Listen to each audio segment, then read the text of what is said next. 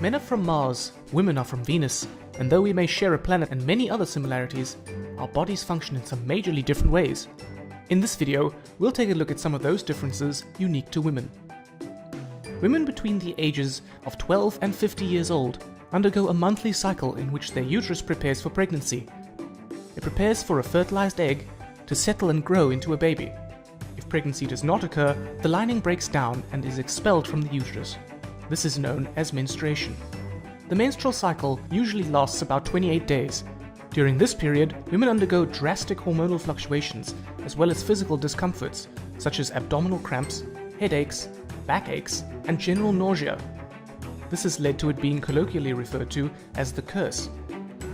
The first stage of the cycle is menstruation and occurs if the egg has not been fertilized. This lasts between 3 to 7 days and is more commonly known as a period. Because the egg has not been fertilized, the uterus lining, called the endometrium, is not needed, and hence it breaks down and is lost through the vaginal canal with some blood. The next stage is known as ovulation and is when the woman is most fertile.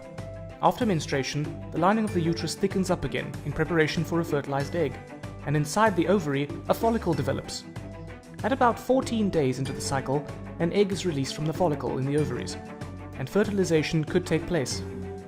If the egg is fertilized and embeds itself in the thick uterine lining, the lining is not shed, and thus menstruation does not occur, and the woman becomes pregnant. If it doesn't manage to embed, then the lining will break down and menstruation will occur and the cycle is repeated. The menstrual cycle is controlled by two main hormones, estrogen and progesterone. We met these hormones in this video. Estrogen is produced by the ovaries and causes the uterus lining, the endometrium, to thicken again after menstruation so that it is ready to receive an embryo. Progesterone is produced by the empty follicle in the ovary. See how it is produced after the egg has been released and then drops off if the egg does not embed in the uterus or if the egg is unfertilized. But if the egg is fertilized and embeds, then progesterone levels stay high for the first 6.5 months of pregnancy. The follicle continues to produce it and a placenta is formed. So estrogen builds up the uterus lining and progesterone maintains it during the second half of the menstrual cycle.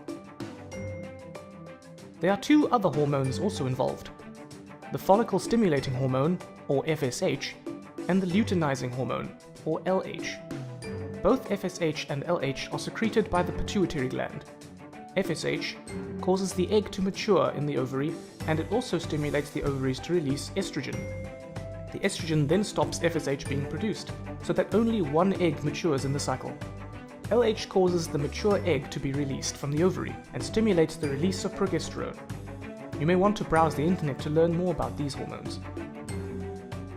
So from this video, you should now have a better understanding of how the menstrual cycle works, how the main hormones estrogen and progesterone control it, and how a woman's body is affected by these drastic changes.